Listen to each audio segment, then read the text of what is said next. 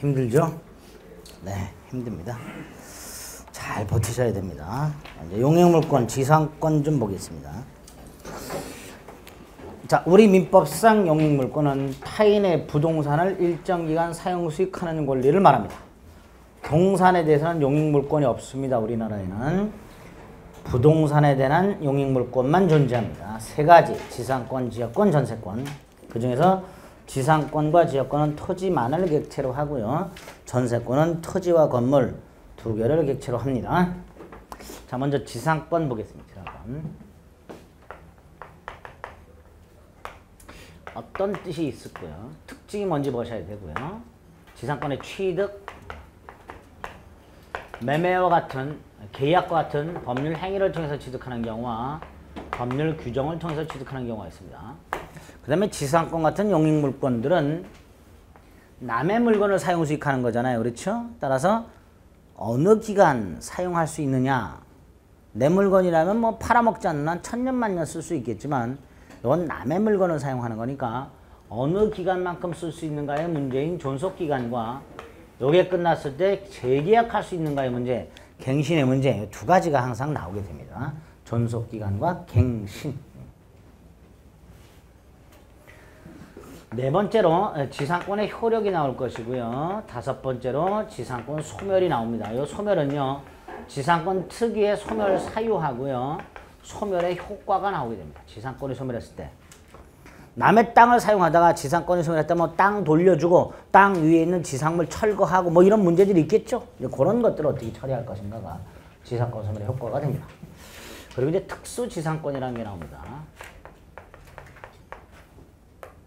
구분지상권, 분묘기지권, 관습상 법정상권 이렇게 세 가지 특수지상권이 나옵니다. 이 정도 내용이고요. 한 문제 정도 나옵니다. 한 문제 정도. 양이 또 많아요. 이것도 복잡하기도 하고. 그래서 일단 여기까지 내용들 중에서 문제가 나오면 맞춰주셔야 되고요. 요게 나와도 맞춰주셔야 되는데 이제 요게 나올 때 문제고요. 관습상 법정상권. 요게 좀 대단히 양도 많고 어렵습니다. 관습상 법정상권이 조금 문제가 심각합니다. 나머지 것들은 그렇게 크게 어렵진 않아요. 먼저 지상권이라는 건 우리나라에서 왜 만들었냐면 우리나라가 토지와 건물을 별개의 부동산으로 취급한다 그랬어요. 그렇죠? 토지와 건물이 별개의 부동산이다 보니까 토지 소유권과 건물 소유권이 별개로 존재하고요. 이때 토지 소유자와 건물 소유자가 동일한 경우가 보통이지만 다른 경우도 얼마든지 있을 수 있더라. 이때 토지 소유자와 건물 소유자가 다르다면 토지 소유자와 건물 소유자가 다르다면 당연히 건물 소유자는 토지에 대해서 소유권이 없으니까 별도의 권리가 있어야 건물이 철거당하지 않게 됩니다. 그래서 토지와 건물의 소유자가 다를 때 건물 소유자를 위해서 토지에 대해서 일정한 권리를 가질 수 있도록 하기 위해서 지상권이라는 걸 만들어 놨습니다. 자, 이때 지상권은 개념이 타인 토지를 사용 수익하는 권리인데요. 목적이 건물, 공작물, 수목 따위를 소유하기 위하여 이렇게 돼 있어요. 즉 타인 토지에서 건물이나 공작물이나 수목 따위를 소유하기 위해 그 토지를 사용하는 권리를 지상권이라고 하게 됩니다. 정확하게 개념을 잡으셔야 돼요. 그러니까 타인 토지를 사용하되 목적이 제한되어 있다 이런 뜻이에요. 경작 목적 안 됩니다. 그래서 건물, 공작물, 수목 따위를 소유할 목적이 딱 제한이 되어 있다는 거. 특징 1번 타인 토지에 대한 권리다. 이때 토지는 일필토지 전부 또는 일부여도 무방하다. 2번 건물, 공작물, 수목 소유를 하기 위한 목적이다. 3번 토지를 사용하는 겁니다. 깜빡해서 타인 토지를 사용하여 건물, 공작물, 수목을 소유하는 권리 그러면 안 돼요. 소유하기 위해 사용하는 권리입니다. 그래서 내가 건물을 소유하기 위해 현재 기초공사를 하기 위해서 땅을 파고 있어. 이것도 지상권의 내용이 됩니다. 타인 토지에서 건물을 소유하기 위해 땅을 파고 있는 거 이것도 지상권의 내용이다. 즉 지상물이 없더라도 지상권은 성립합니다. 또 존재하던 지상권이 소멸했다, 멸실되었다 하더라도 지상권은 소멸하지 않습니다. 정리하면 지상물의 현존은 지상권의 성립요건도 존속요건도 아니다, 이렇게 말을 하게 됩니다. 그게 양가라 3번에 있습니다. 부동산 사용수익권이니까 당연히 상린관계가 준용될 수 있고요. 자, 조심하실 게 지료입니다. 남의 땅을 사용하니까 당연히 지료를 내야 되겠죠? 안 줘도 됩니다. 당사자 협의에 의합니다. 우리 민법은 뒤에서 보시겠지만 전세권의 경우에는요, 전세금을 지급하라, 임대차는 차임을 지급하라, 이렇게 돼 있어요. 근데 지상권에는 지료를 지급하라, 이게 없어요. 그러니까 당사자가 협의해서 무상지상권도 얼마든지 성립할 수 있기 때문에 지료 지급은 지상권의 성립요건도 존속요건도 아니다. 즉 지료는 지상권의 요소가 아니다, 이렇게 말을 합니다. 지료는. 여기 일단 지상권의 뜻과 특징이 될 겁니다. 개념은 어렵지 않죠? 주위에서 잘 못 지상권이라는 권리를 잘 못 봤을 뿐이에요. 우리가 흔히 볼 수 있는 권리는 아닙니다. 그러나 어쨌든 이런 지상권이라는 게 있다. 취득하는 방법, 법률 행위를 통한 취득, 이거 뭘까요? 토지 소유자와 계약을 맺고 등기하는 거예요. 186조에 따라서 등기. 토지 소유자와 설정 계약 맺고 등기하는 경우, 여기 하나 있고요. 판결, 상속, 경매, 공용진수, 기타 법률 규정을 통해서 취득하는 경우인데 그 중에서도 명문 규정을 통해서 인정돼요. 명문 규정. 아예 요러 할 때 지상권 인정된다라고 법이 쐐기를 받고 있는 게 4개가 있습니다. 4개. 그 4개 중에서 민법에 2개가 있고 가등기 담보 등에 관한 법률에 10조에 하나가 있고 임목에 관한 법률 6조에 하나가 있습니다. 결국 총 4개가 있는데 그 4개 중에서 민법에 있는 지상권, 법에 의해서 인정된다 해서 법정지상권이라고 부릅니다. 이 법정지상권이 4개가 있는데 그 중에 민법에 있는 거 2개, 이 2개를 오늘 머릿속에 확 박습니다.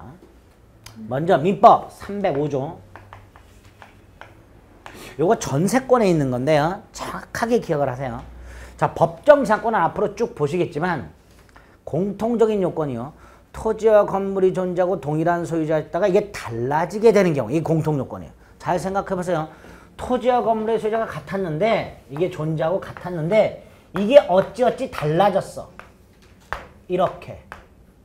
이런 경우 있을 수 있죠. 뭐 건물만 팔아넘겼거나 땅만 팔아넘겼거나 건물만 경매됐거나 땅만 경매됐거나 건물만 증여했거나 땅만 증여했거나 이렇게.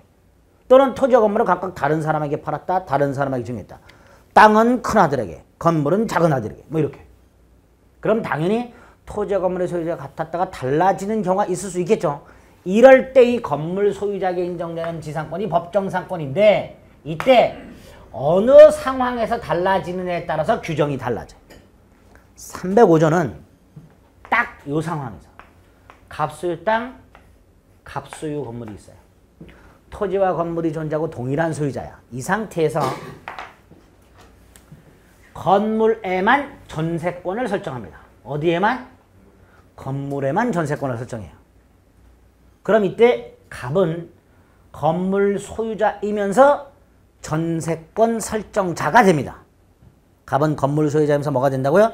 전세권을 설정해준 사람, 전세권 설정자가 돼. 근데 이 상태에서 갑이 땅만 팔아. 뭐만 판다고요? 땅만 팔아. 왜 땅만 팔았을까요? 몰라. 그런 거 생각하면 안 돼요. 그런 거 생각하지 말고 땅만 팔았어요. 갑의 마음이에요.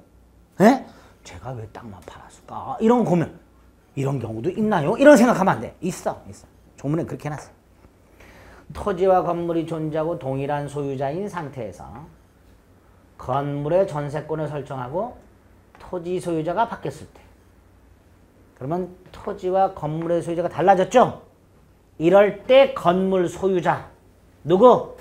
전세권 설정자. 전세권자가 아니라 전세권 설정자. 요 사람이 취득하는 게 305조 법정상권입니다. 요거는 시험 지문에 전세권자가 취득한다 이렇게 많이 나왔어요. 전세권자가 법정상권을 취득하는 게 아니라 누가 취득한다고요? 전세권 설정자. 이거 조심하시면 돼요. 305조는 오른쪽 동그라미 1번에 있습니다. 대지와 건물이 동일한 소유자에 속한 경우에 건물의 전세권을 설정하고 땅이 팔렸을 때 그 땅의 특별 승계인은 전세권자가 아닌 전세권 설정자에 대해서 지상권을 설정한 것으로 본다. 됐죠? 또 하나가 동그라미 2번 366조. 역시 토지와 건물이 존재하고 동일한 소유자. 이게 첫 번째. 이 상태에서 토지나 건물 어느 한쪽 또는 양쪽에 저당권이 설정. 합쳐서 이렇게 말하기도 해요. 저당권이 설정이 될 당시에 토지와 건물이 존재하고 동일한 소유자에게 속할 것 이렇게 말하기도 해요. 쪼개면 토지와 건물이 존재하고 동일한 소유자인 상태에서 저당권이 설정될 것 이렇게 돼요. 근데 이 상태에서 저당권이 설정됐다는 건 갑이 저당권자로부터 돈을 빌렸다는 거 아니에요. 그렇죠? 못 갚았어 얘가. 그래서 이 저당권자가 이 저당권을 실행을 해. 저당권을 실행한다는 게 뭐예요? 경매. 그런데 그 결과 토지 소유자와 건물 소유자가 달라졌어. 요 결과까지. 이럴 때 요 건물 소유자가 취득하는 게 366조 법정상권입니다. 저당물의 경매로 토지와 건물의 소유자가 달라지게 되었을 때 건물 소유자가 취득하는 게 366조 법정지상권이 됩니다. 일단 이 두 가지를 정확하게 기억을 하셨다가 나중에 요거는요 법정상권이 인정되는 경우와 되지 않는 경우에 대한 판례가 좀 많이 쌓여 있어요. 그거 구별할 수 있어야 돼요. 이럴 때는 인정된다, 이럴 때는 인정되지 않는다. 이렇게. 그걸 이제 나중에 살살 봐주셔야만 됩니다. 마지막으로 관습법상 법정상권인데 이건 나중에 뒤에 가서 보면 돼요. 특수지상권에서 따로 보면 됩니다. 어쨌든 지금은 민법에서 명문 규정을 통해서 인정되는 법정상권 두 가지를 머릿속에 딱 담아두셔야만 됩니다. 됐죠? 예?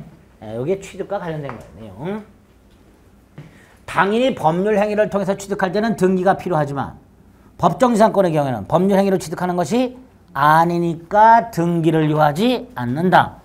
이 지상권자는 등기 없이도 지상권을 취득한다. 이렇게 됩니다.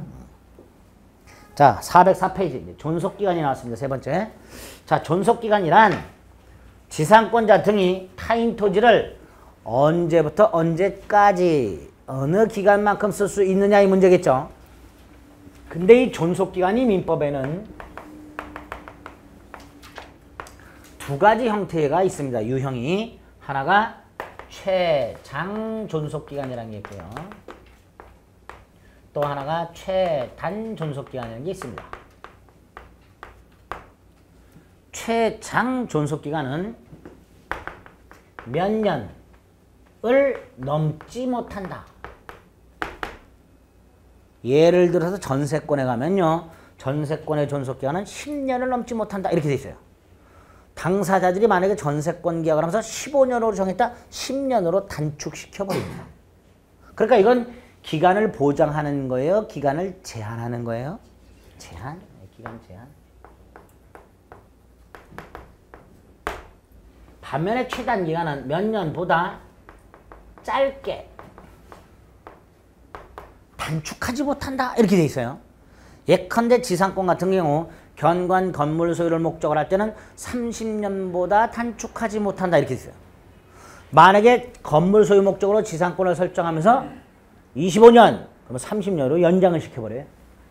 그럼 이건 최소한 몇 년 보장해 주겠다는 거예요? 30년. 그러니까 요거는 기간 제한이 아닌 기간 보장의 의미입니다. 최단 기간은. 10년 넘지 못한다. 30년보다 짧게. 이게 더 기니까 이게 최장 아니냐. 그러면 안 돼요. 연 기간이 중요한 게 아니고 그 뒤에 그걸 넘지 못하느냐 그보다 짧게 하지 못하느냐 이게 중요한 겁니다. 그래서 기간을 제한하느냐 기간을 보장하느냐 이렇게 두 가지 형태가 있는데 지상권에는 이거는 없고 요게 있습니다. 당연히 남의 땅에서 건물 기타 공작물 수목을 소유할 목적이니까 최소한도의 기간은 보장해 줘야죠. 나무 같은 거 기를 때 보통 뭐 1, 2년 기르나 뭐 20년, 30년 기를 거 아니에요. 그러니까 최소한의 기간은 보장해 주겠다. 그래서 지상권은 최단 기간을 규정했다. 자, 어떻게 규정이 되어 있는지 보겠습니다. 404페이지. 280조 1항. 지상권 존속 기간을 약정한 경우 그 기간은 다음의 연한보다 단축하지 못한다. 1. 석조, 석회조, 연화조. 석조란 돌, 석회조는 콘크리트, 연화조는 벽돌. 이렇게 유사한 견고한 건물이나 수목 소유를 목적으로 할 때는 30년 보다 단축 못한다. 30년 이상으로 정해라 이런 뜻이에요. 2호 그 밖의 건물이라고 해서 목조 건물을 말합니다. 이거는 15년보다 단축하지 못한다. 최소 15년. 3호 건물 이외의 공작물은 5년. 최소 5년.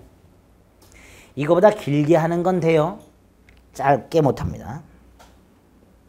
두 번째, 이건 없다 그랬죠. 이거. 그렇죠? 그럼 얘에서 수목 소유 목적 30년보다 짧게만 안 하면 돼. 영구무한의 지상권 되냐? 원래는 안 돼야 돼요. 영구무한의 지상권 인정이 좀 마치 소유권하고 똑같아져 버려요. 근데 우리 판례 뭔 바람이 불었는지 영구무한의 지상권도 된다 이렇게 얘기합니다. 왜 그런지 몰라 저도. 그래서 거기 동그라미 1번에 보면 존속기간을 영구로 정한 것도 된다. 두 번째, 위로 다시 올라갑니다. 280조 2항. 설정행위로 위와 같은 기간보다 짧은 기간을 정하면 그 기간까지 연장한다라고 돼 있죠.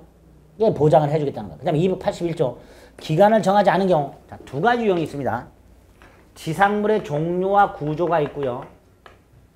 존속기간이 있을 수 있는데 당사자가 이거는 정했는데 이걸 안 정했어. 그러면 이 지상물의 종류와 구조에 따라서 30년, 15년, 5년이 기간이 됩니다. 예컨대 수목 소유 목적으로 지상권을 설정했는데 기간을 안 정했어. 그럼 몇 년이 되는 거예요? 30년 이렇게. 근데 이런 경우도 있어요. 이것도 정하지 않았어요. 이건 당연히 안 정하고 건물을 소유할지 수목을 소유할지 공작물을 소유할지 건물이 견고한지 목조인지 이런 거조차 정하지 않고 기간도 정하지 않았어. 그러면 15년 이 기간이 됩니다. 15년. 그렇게 281조에서 기간을 정하지 않았을 때의 조문까지 만들어놨습니다. 조문 됐죠? 자, 두 번째. 기간이 끝났어? 끝났어? 재계약에 문제가 생긴다 그랬어요. 갱신이라고 부릅니다. 세 가지 유형이 있습니다. 우리 민법의 갱신은. 당사자 간에 합의로 갱신하는 경우 이걸 약정갱신이라고 합니다.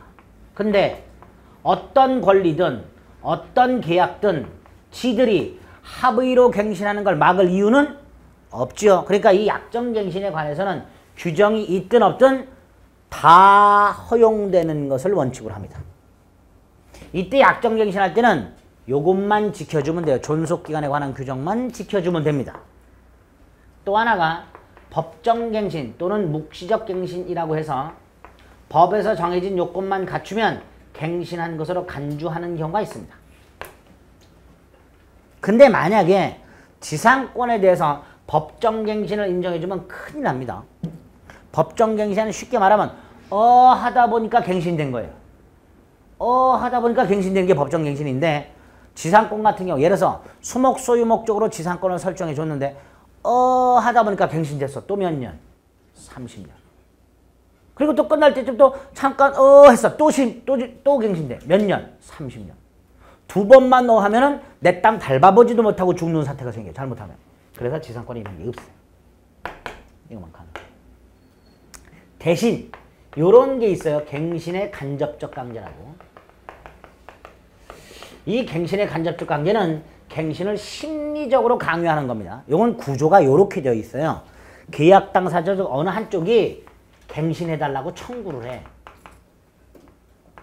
이럴 때 상대방이 승낙을 하면 약정갱신으로 가겠죠. 근데 상대방이 만약에 거절을 해. 그러면 이 갱신 청구한 사람이 뭐뭐를 사라고 청구를 해. 그러면 이거는 거절 불가. 이거는 거절을 못해요. 무슨 뜻이냐? 요게 규정이 되어 있다면, 만약에 갱신에 간접적 강제라는 게 있다면 갱신 청구를 받은 사람은 심적으로 부담이 느껴져요. 왜? 갱신해주자니 30년. 안 해주자니 사기 싫은 거 억지로 사야 돼요. 이건 사기 싫어도 사야 돼요. 이렇게 해서 갱신을 심적으로 강요하는 수단이 마련이 되어 있는 경우가 있습니다. 지상권에 있어요. 283조. 어떻게 되어 있을까요? 지상권에 존속기간이 만료가 돼요.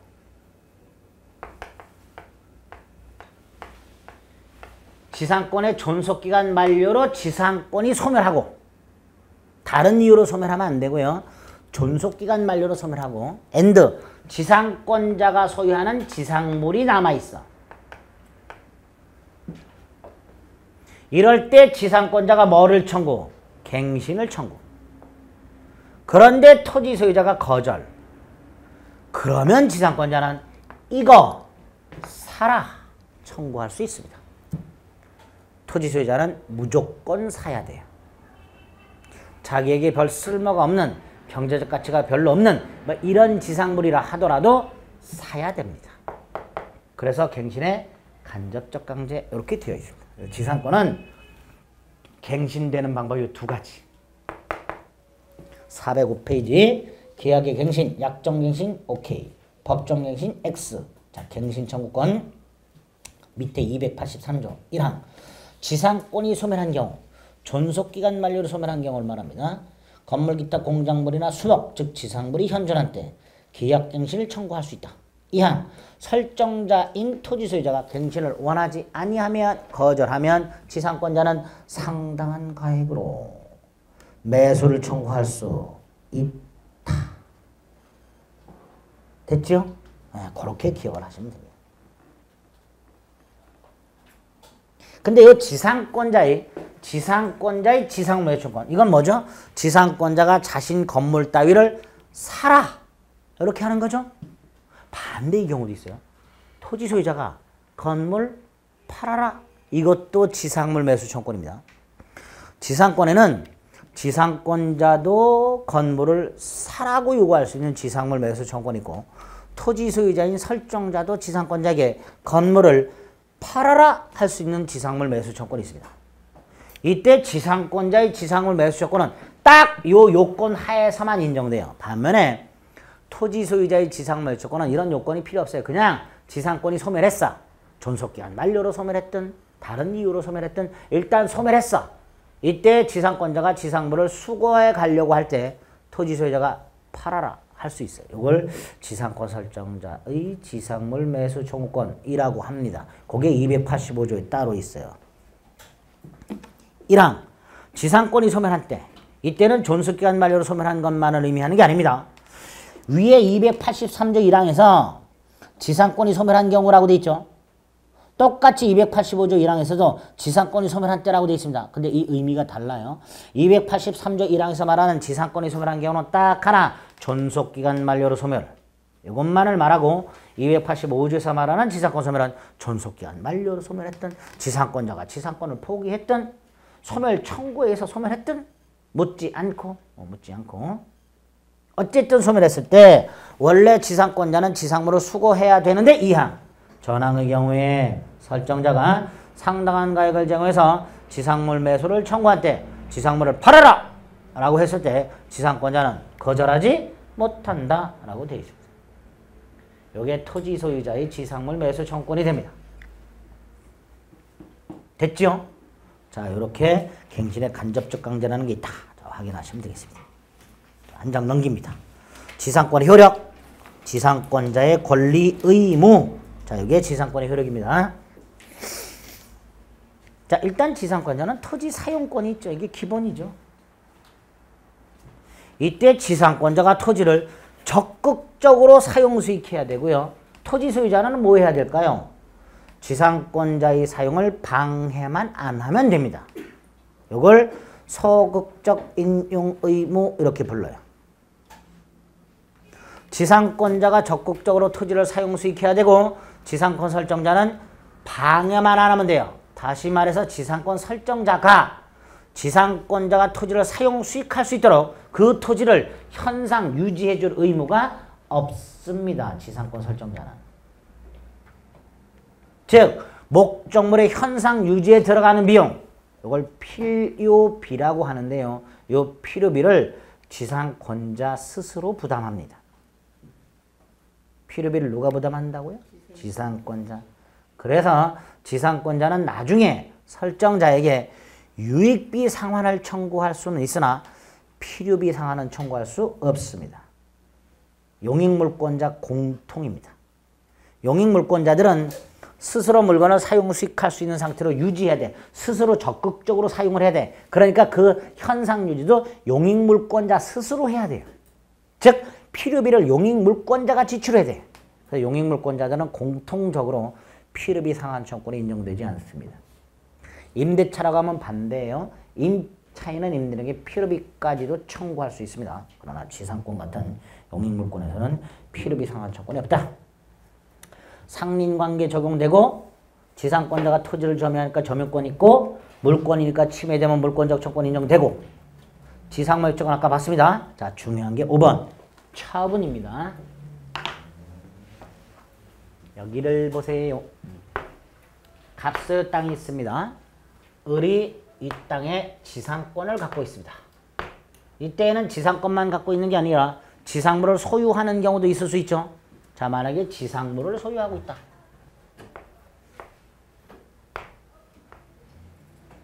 그럼 우리는 권리가 두 개가 있는 거예요. 건물에 대해서는 소유권이, 땅에 대해서는 지상권이. 자, 이때 지상권 처분 양도 할 수 있다 없다? 있다. 팔아먹을 수 있습니다. 재산권입니다. 이전 등기해주면 됩니다. 병역의 지상권 이전 등기해주면 돼요. 두 번째, 을이 요 지상권이라는 권리를 담보로 제공하고 돈을 빌릴 수 있을까요? 있습니다. 담보 제공하고 저당권 설정할 수 있습니다.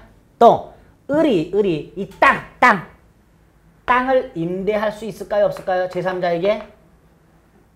있습니다. 얼마든지. 이걸 지상권자의 지상권 처분 자유라고 합니다. 그리고 이건 절대적으로 보장이 됩니다. 절대적으로 보장된다는 건 갑과 지상권자가 이걸 양도하지 않기로, 토지를 임대하지 않기로 특약을 했다 하더라도 그 특약이 무효가 되어버립니다.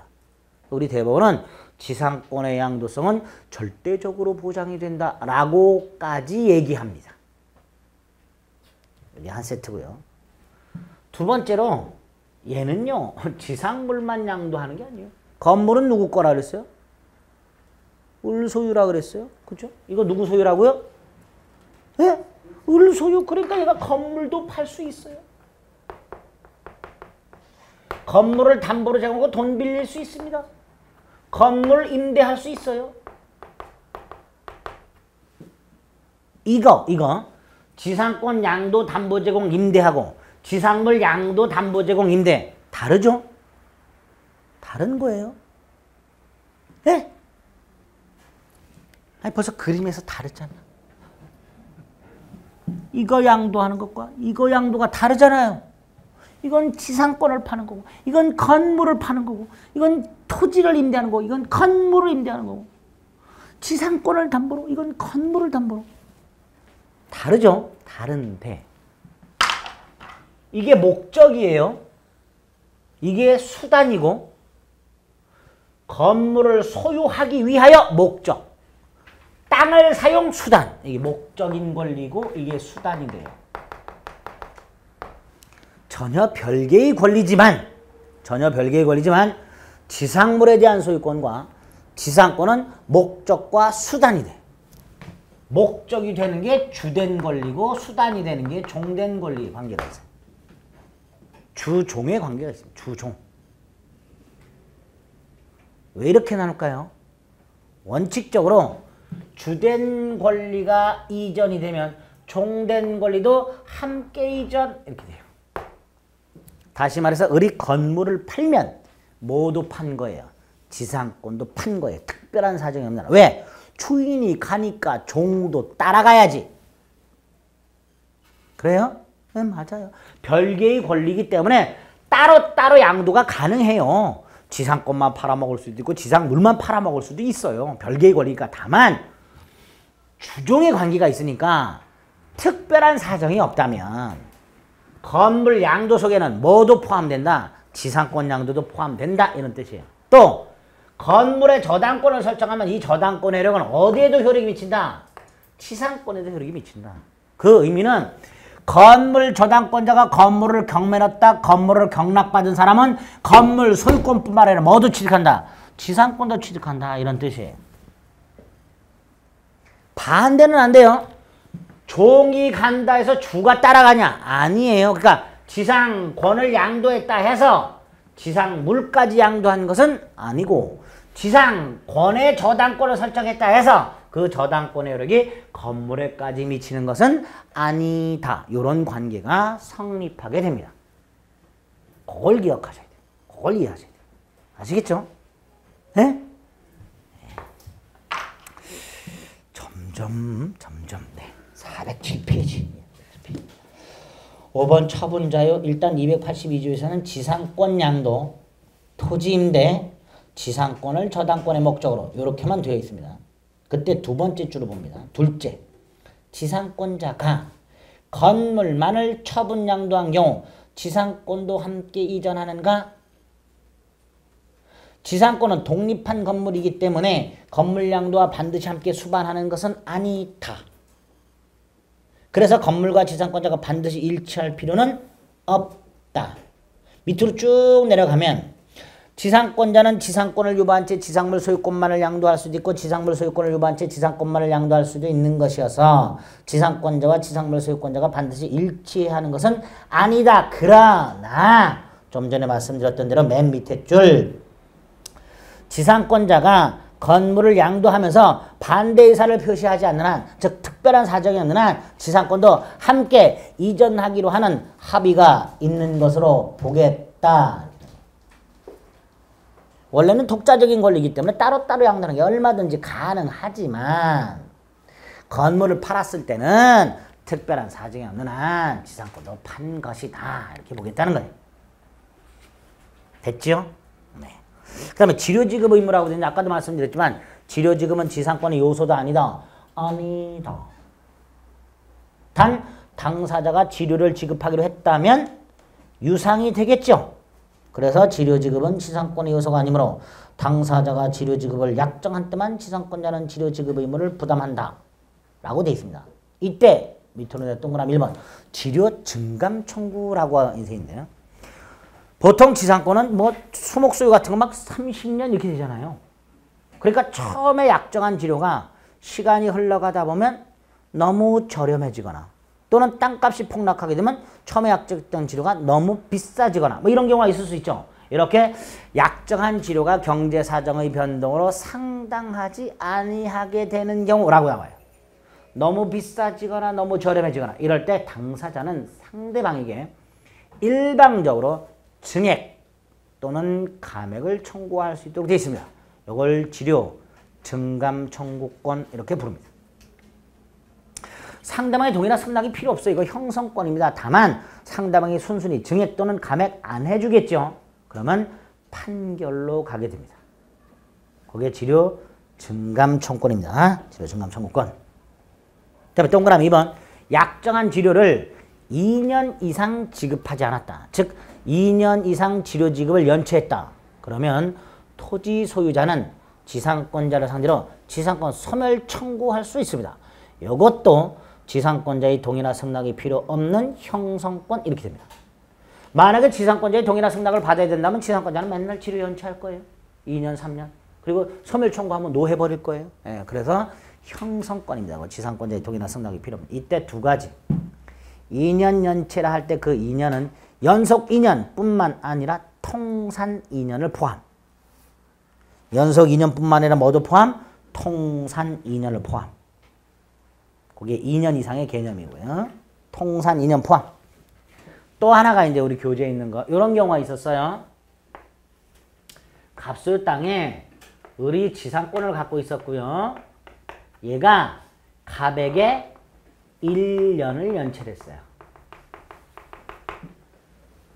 근데 이 상태에서 땅이 팔렸고요. 지상권은 물권이기 때문에 병에게도 자신의 지상권을 얼마든지 주장할 수 있습니다. 채권이 아니기 때문에. 어쨌든 이 상태에서 을은 또 병에게 지료를 지급해야 될 거 아니에요. 에? 또 연체했어요. 이 자식이 얘한테. 또 1년을 연체했어요. 자, 을 몇 년 연체했어요? 2년 연체했죠? 그래서 병이 을을 상대로 2년 연체를 이뤄 소멸을 청구했습니다. 우리 판례 안 된다. 안 된다. 이유는 우리 판례는 이렇게 말합니다. 지상권자의 2년 이상 지료 연체를 이유로 하는 지상권 소멸 청구는 지상권자가 2년을 연체했다라는 사실이 중요한 게 아니라 소멸을 청구하는 자의 입장에서 2년분 이상을 받지 못했어야 하는 게 중요한 거다. 2년 지료 연체를 이유로 하는 지상권 소멸 청구는 뭐가 중요하다고요? 소멸 청구하는 자가 2년분 이상을 못 받았다. 이게 중요한 거다. 근데 얘는 지금 몇 년분밖에 안 됐어? 1년. 그러니까 소멸 청구할 수 없다. 이렇게 됩니다. 이걸 우리 판례가 이렇게 말합니다. 지상권자의 2년 이상 지료 연체가 지상권자의 2년 이상 지료 연체가 토지 소유권의 양도 전 후에 걸쳐서 이루어진 경우에는 양수인에 대한 관계에서 2년분 이상이어야 그 양수인은 지상권 소멸을 청구할 수 있다. 이렇게 판결을 한 바가 있습니다. 그게 밑에 있죠? 쭉. 408페이지 밑에 세 번째 줄 쭉 나와 있습니다. 오른쪽 409페이지 위에서 세 번째 줄까지 쭉쭉 6줄. 그렇죠? 꼭 확인하시면 돼요. 자, 여기까지가 이제 지상권의 효력이 될 것이고요. 마지막으로 지상권 소멸이 나와 있네요. 일반적 소멸 사유가 있고 지상권 특이의 소멸 사유가 있는데 지상권 특이의 소멸 사유 중에서 좀 전에 봤던 2년 지료 연체를 이유로 한 지상권 소멸 청구. 이거 봤죠? 또 하나가요. 이런 경우가 있어요. 지금 요 경우를 보세요. 지상권자는 얼마든지 자유롭게 담보 제공하고 지상권에다 뭘 설정할 수 있다? 저당권. 또는 건물에다 뭘 설정할 수 있다? 저당권. 그쵸? 근데 요렇게 해놓고 요 놈이 요걸 담보로 돈을 빌리면서 저당권을 설정하거나 이걸 담보로 돈을 빌리면서 저당권을 설정해놓은 상태에서 얘가 2년을 지료 연체했어. 얘가. 그럼 얘는 소멸을 청구하겠죠? 소멸 청구하면 을의 동의나 승낙 없이 지상권이 소멸하죠? 지상권이 소멸하면 얘가 타격을 받아요. 저당권자가. 그래 안 그래? 이거 보완장치를 만들어 놔야 돼요. 이걸 보완장치가 없다면 지상권을 담보로 제공하고 저당권 설정할 수 있다. 건물을 담보로 제공하고 저당권을 설정할 수 있다라고 아무리 규정을 해봐야 돈 빌려주는 사람 없어요. 왜? 이 상태에서 을이 2년 이상 지료연체해서 지상권을 소멸시켜버리면 저당권자는 저당권이 소멸하니까 황당한 경우가 생긴단 말이에요. 그래서 요런 경우에 저당권자를 보호하는 장치를 이렇게 뒀습니다. 지상권이 저당권의 목적이거나 지상물이 저당권의 목적인 경우 지상권자의 2년 이상 지료 연체를 위한 소멸 청구는 저당권자에게 통지를 한 후 상당한 기간이 경과해야 효력이 생긴다. 즉 저당권자로 하여금 다른 담보물을 확보할 수 있는 시간적인 여유를 주게 됩니다. 그게 예외적으로 하나 있어요. 밑에 두 번째 줄. 밑에서 네 번째 줄. 지상권이 저당권의 목적인 때 지상권자가 2년간 지료를 연체한 경우 토지 소유자는 지상권 소멸을 청구할 수는 있으나 저당권자에게 통지한 후에 상당한 기간이 경과함으로써 그 소멸의 효력이 생긴다. 이렇게 됩니다. 됐죠? 네, 그런 정도. 자, 마지막으로 지상권 소멸 효과. 제일 간단합니다. 아까도 말씀드렸지만 지상권이 소멸했다? 지상권자는 뭐 해야 돼요? 갱신하지 않는 한 토지를 돌려줘야 되죠? 근데 이 토지를 있는 상태 그대로 돌려주면 안 돼? 원래 상태로 되돌려놓고 돌려줘야 돼요. 이걸 원상회복이라고 합니다. 즉 자신이 소유하는 지상물을 수거해야 됩니다. 그래서 지상물을 수거하고 토지를 원상에 회복하여 반환하라 라고 합니다. 근데 아까 뭐라 했죠? 이때 토지 소유자가 뭐라고 할 수 있다고요? 지상물 팔아라 할 수 있다고 그랬죠? 그래서 그 밑에 지상권 설정자의 지상물 매수 청구권이 있어요. 마지막으로 지상권자는 필요비 상환 청구권 없으나 유익비 상환 청구, 유익비란 게 뭐죠? 토지의 가액을 증가시킨 비용. 예를 들어서 지상권자가 건물을 지어야 되는데 땅이 건물 용도에 안 맞아. 그래서 지상권자가 자신의 비용을 들여서 토지를 형질 변경시켜서 건물을 지었어. 그럼 지상권자가 돈을 들여서 땅값이 올랐을 거 아니에요. 이런 게 유익비가 되는 거예요. 이건 당연히 청구할 수 있어야 되는데 조심할 거. 규정이 없어요. 뭐가 없다고요? 규정. 그래서 토지 임차인의 유익비 상환 청구권을 유추 적용해서 인정합니다. 요거는 유익비 상환 청구권 인정된다가 시험 문제 나온 게 아니라 지상권자의 유익비 상환 청구는 명문 규정에서 인정된다. 이렇게 나와요. 명문 규정으로 인정되는 게 아니라 규정은 없지만 토지 임차인의 유익비 상환 청구권을 유추하여 인정됩니다. 됐죠? 거기에 보면 유익비 상환 청구권 갖는다라고 되어 있는데 이렇게 하시면 돼요. 명문 규정 있다 없다? 있다 없다? 없다. 유추 적용이에요. 유추해서 인정된다는 거예요. 전세권에는요. 유익비 상환 청구권이 명문 규정으로 인정됩니다. 임대차도 명문 규정으로 인정돼요. 근데 지상권은 규정은 없고 해석상 인정. 이렇게 기억하십니다. 필요비 상환 청구는 당연히 인정 안 되고요. 됐죠? 네, 여기까지. 여기까지 지상권의 일반적인 내용입니다. 이 정도는 일단 머릿속에 넣어 두셔야 돼요. 그리고 이제 나머지 특수지상권과 관련해서는 판례 몇 가지 정리하시면 됩니다. 이건 시간을 달리해서 보도록 하겠습니다. 되셨죠? 네, 물권 강론 머리 아파요? 네, 앞으로 더 아파요? 더 아파. 복습을 꼭 해보셔야 돼. 아시겠죠? 네, 여기까지 하겠습니다. 수고하셨습니다.